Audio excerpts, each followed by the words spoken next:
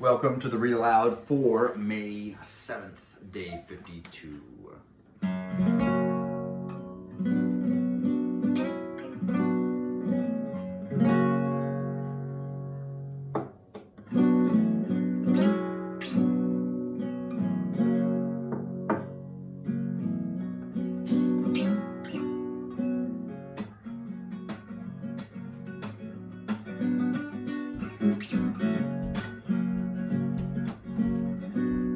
Kind of got off rhythm there.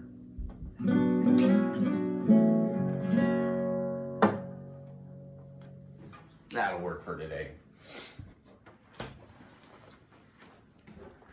Remember, if you practice something every day, you get good at it. Okay, here we go. Ooh. Bruno Jenkins disappears. The Grand High Witch was starting to talk again. "I'm now going to prove to you," she said, "that this recipe is working to perfection. You understand, of course, that you can set the alarm clock to go off at any time you like. It does not have to be 9 o'clock. So yesterday, I am personally preparing a small quantity of magic formula in order to give you a public demonstration. But I am making one small change in the recipe. Before I am roasting the alarm clock, I am setting it to go off, not at 9 o'clock the next morning, but at 3:30 the next afternoon, which means 3:30 this afternoon, and that," she said, glancing at her wristwatch, "is precisely in 7 minutes' time." "So what am I doing yesterday with this magic liquid?" asked the Grand High Witch. "I will tell you what I am doing. I am putting one droplet of it in a very squishy chocolate bar, and I am giving this bar to a repulsive, smelly little boy who is hanging around the lobby of the hotel." The Grand High Witch paused. The audience remained silent, waiting for her to go on. "I watched this repulsive little brute gobble up the skissy bar of chocolate, and when he had finished, I said to him, 'Was that good?' And he said, 'It was great.' So I said to him, 'Would you like some more?' And he said, 'Yes.' So I said, 'I will give you 6 more chocolate bars like that if you will meet me in the ballroom of this hotel at 3:25 tomorrow afternoon.' 6 bars, cried this greedy little swine. "I'll be there. You bet I'll be there." "So the stage is set," shouted the Grand High Witch. "The proof of the pudding is about to begin. Do not forget that before I am roasting the alarm clock yesterday, I am setting it for 3:30 today. It is now," she glanced again at her watch, "it is now exactly 25 minutes past 3, and the nasty little stinker who will be turning into a mouse in 5 minutes should at this very moment be standing outside the doors." And by gum, she was absolutely right. The boy, whoever he might be, was already rattling the door handle and banging on the doors with his fist. "Quick!" shrieked the Grand High Witch. "Put on your wigs, put on your gloves, put on your shoes." There was a great rustle and bustle of putting on wigs and gloves and shoes, and I saw the Grand High Witch herself reach for her face mask and put it on over that revolting face of hers. It was astonishing how that mask transformed her. All of a sudden, she became once again a rather pretty young lady. "Let me in," came the boy's voice from behind the doors. "Where are those chocolate bars you promised me? I am here to collect. Dish them out." "He is not only smelly, he is also greedy," said the High Witch. "Remove the chains from the door and let him come in." The extraordinary thing about the mask was that its lips moved quite naturally when she spoke. You really couldn't see it was a mask at all. One of the witches leapt to her feet and unfastened the chains. She opened the 2 huge doors, and then I heard her saying, "Why, hello, little man. How lovely to see you. You have come from your chocolate bars, have you not? They are all ready for you. Do come in." A small boy was wearing a white t-shirt and gray shorts and gym shoes entered the room. I recognized him at once. He was called Bruno Jenkins, and he was staying in the hotel with his parents. I didn't care for him. He was one of those boys who is always eating something whenever you meet him. Meet him in the hotel lobby and he's stuffing sponge cake into his mouth. Pass him in the corridor and he is fishing potato crisps out of a bag by the fistful.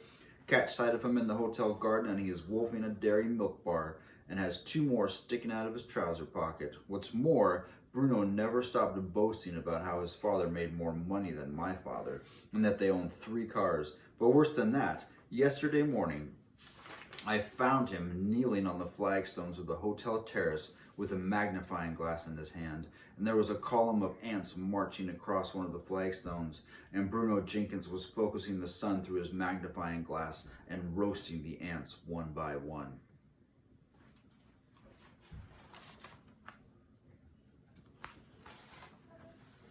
"That's horrible," I cried. "Stop doing that." "Let's see you stop me," he said, and at that point I pushed him with all my might, and he crashed sideways onto the flagstone. His magnifying glass splintered into many pieces, and he leapt up, shrieking, "My father is going to get you for this!" And then he had run off, presumably to find his wealthy dad.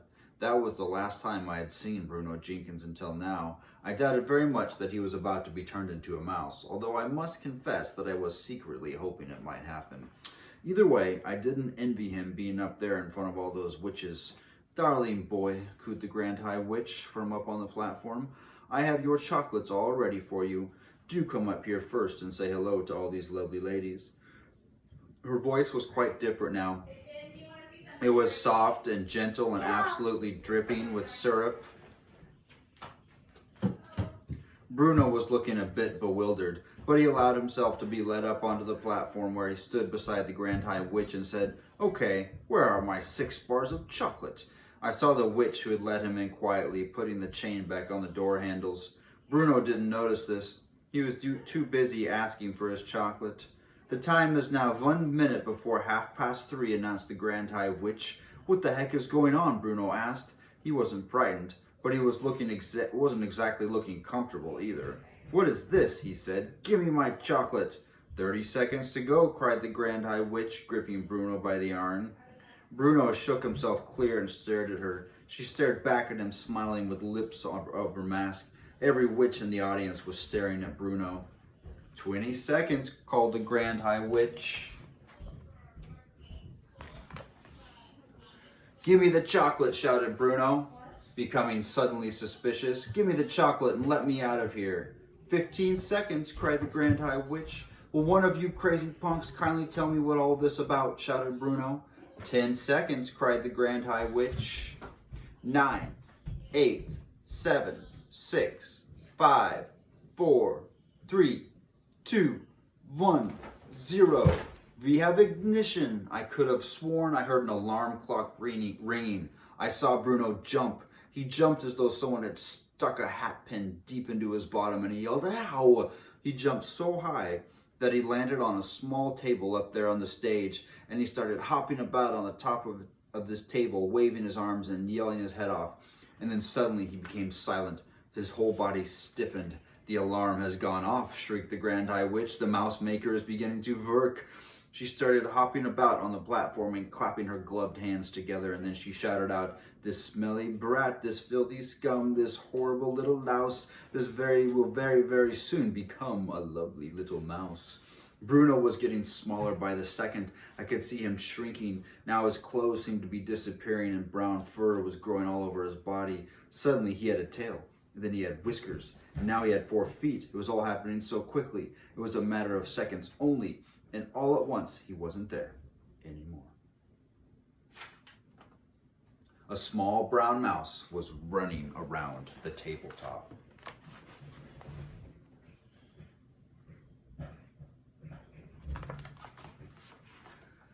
"Bravo!" yelled the audience. "She's done it! It works! It's fantastic! It's colossal! It's the greatest yet! You are a miracle, oh brainy one!" They were all standing up and clapping and cheering, and the Grand High Witch produced a mousetrap from the folds of her dress and started to set it. "Oh no," I thought. "I don't want to see this. Bruno Jenkins may have been a bit of a stinker, but I'm dashed if I want to watch him have his head chopped off." "Where is he?" snapped the Grand High Witch, searching the platform.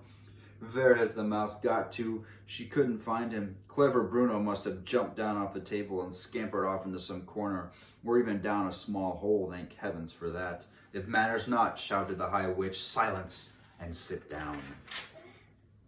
The Ancient Ones. The Grand High Witch stood on the very center of the platform, and those dangerous eyes of hers traveled slowly around the audience of witches who were sitting so meekly before her. "All those over 70, put up your hands," she barked suddenly. 7 or 8 hands went up in the air. "It comes to me," said the Grand High Witch, "that you ancient ones will not be able to climb high trees in search of Gruntel's eggs. "We won't, your grandness, we are afraid we won't," chanted the ancient ones. "Nor will you be able to catch the crack-a-crumbers who live high up on the rocky cliffs," the Grand High Witch went on. "I can't exactly see you sprinting after the speedy cat-springer either, or diving into deep borders to spear the babble-snitch, or striding the bleak moors with a gun under your arm to shoot the gravel-squirt. You are too old and feeble for those things." "We are," chanted the ancient ones. "We are, we are." "You ancient ones have served me well over the many years," said the Grand High Witch, "and I do not wish to deny you the pleasure of bumping off a few thousand children each, just because you have become old and feeble. I have therefore prepared personally, with my own hands, a limited quantity of delayed action mouse maker, which I will distribute to the ancient ones before you leave the hotel." "Oh, thank you," cried the old witches. "You are far too good to us, your grandness. You are so kind and thoughtful." "Here is a sample of what I am giving you," shouted the Grand High Witch. She fished around in her pocket of her dress and brought out a very small bottle. She held it up and shouted, In this tiny bottle is 500 doses of mouse maker. It's enough to turn 500 children into mice." I could see that the bottle was made of dark blue glass and that it was very small, about the same size as the ones you can buy at the chemist with those nose drops in them.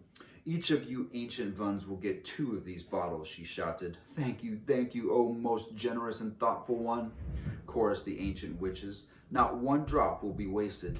Each of us will promise to squish and squallop and squiggle 1,000 children."